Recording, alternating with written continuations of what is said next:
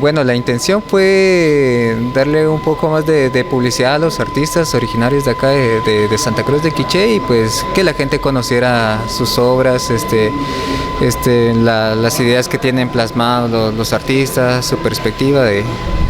Bueno, pues vemos que también dentro de tu investigación hay un material escrito prácticamente con parte de la investigación de estos pintores. Cuéntame un poquito también acerca de qué pintores investigaste.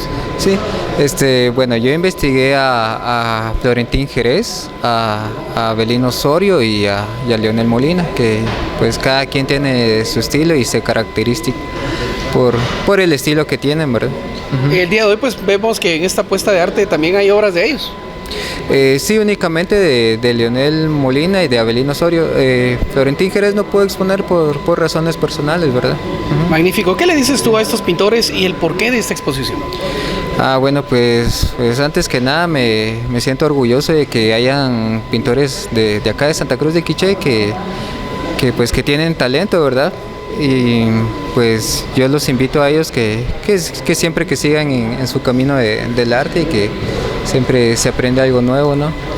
Magnífico. ¿Cuánto tiempo estará puesta esta escena acá en la municipalidad? Sí, bueno, el día de hoy se inauguró, hoy lunes 7 y finaliza el viernes 11.